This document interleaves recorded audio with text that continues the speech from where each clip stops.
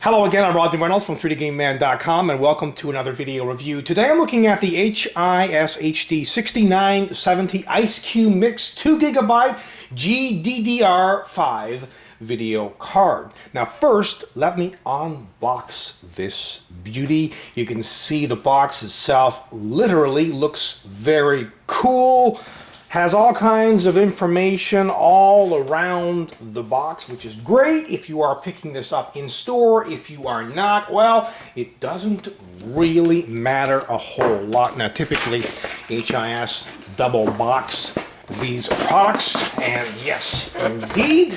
So let me open up this box and see what's inside. They include an HDMI to DVI cable, mini DisplayPort to regular DisplayPort cable. This is a DVI to VGA adapter, or a dongle if you prefer. And they do include an HDMI cable, which is nice to see. They also include two power cables. One is an 8-pin and the other a 6-pin, as well as a crossfire bridge. And this has a number of different things in it. Installation CD, user's manual, a case badge, and a free copy of the Dirt 3 game. Very nice. And the very large video card. It's in a plastic casing. The top comes right off. Now they have some foam here, you can see here at the top as well as at the bottom. This is to protect the card when it's being shipped so nothing happens to it. So let's have a closer look at this video card. This video card has a PCI Express of 2.1 and it's based on the Cayman core, which is built on the 40 nanometer manufacturing process and has 2.64 billion transistors. Also keep in mind that the 6900 series video cards are considered high-end. Now there's no mistaking this rather massive IceQ cooler. It's comprised of a plastic top with a blower style fan. This fan pulls in cool air and then forces it across the heatsink and ports all the warm air outside of the case, and you can see where it does that here. Also note all of the copper heat pipes as well. Look at the humongous heatsink, and that comes in direct contact with the GPU as well as the memory. This video card has 5 connections, 2 DVI and HDMI 1.4 connection,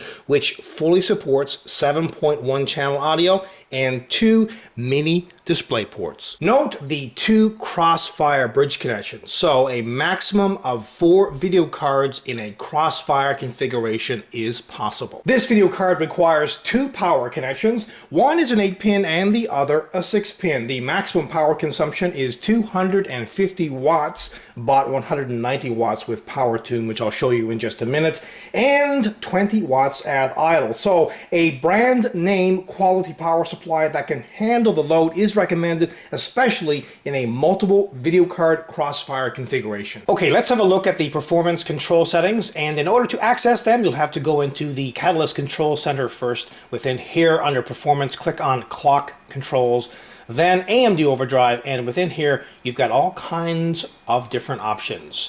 First up on top are the overclocking options for the GPU clock as well as the memory clock. Also, you can manually control the speed of the fan. Now this is where you'll find the power control settings. And you can decrease it by 20%. You can also increase it by 20%. The core speed on this product is 880 megahertz, and the 2 gigabytes of GDDR5 256-bit memory is 5.5 gigahertz DDR. It comes with 1,536 stream processing units for vertex, pixel, and geometry data, 96 texture units, and 32 raster operations. The pixel fill rate is 28.1 gigapixels per second. The texture fill rate is 84.5 gigatexels per second, and the memory bandwidth is 176 gigabytes per second. This product has too many technologies to cover in detail in this video, but let me mention the main ones. It has Terascale 2 unified processing architecture for physics. Image quality enhancement allows sharper scenes. Stream acceleration technology to run applications faster. Crossfire X multi-GPU technology allows dual, triple, and quad GPU scaling. And Power Play power management technology, which enables low power consumption at idle. It also has Eyefinity technology, which enables many displays to be connected at once. For example, 3 displays can be connected simultaneously, which is an incredible amount of desktop real estate. While the other technologies are impressive, DirectX 11 really stands out, especially amongst gamers. This image clearly shows the difference between DirectX 10 and DirectX 11. DirectX 11 allows more eye candy because it gives game developers the tools required to produce mind-blowing graphics, effects, and much more. Additionally, iSpeed technology helps you enjoy beautifully rich and clear video playback when streaming from the web, take in your favorite movies in stunning shutter-free HD quality, run multiple applications smoothly at maximum speed, and enjoy lightning-fast gameplay and realistic physics effects. There are a few new technologies offered by the HD 6000 series GPUs, and they include multi-display technologies, in particular DisplayPort 1.2, which is a new display interface, boasts features such as higher bandwidth and daisy chaining capabilities. Stereoscopic 3D, the introduction of high refresh rate LCDs 120 Hz and higher, have inspired new stereoscopic 3D display devices for the PC and the CE markets, namely Blu-ray 3D support and of course 3D gaming support, and supports enhanced color gamut remapping for wide color gamut displays. Now let's have a listen to the video card's fan at different fan speeds. Remember, the video card driver sets the fan speed automatically, but it can be set manually.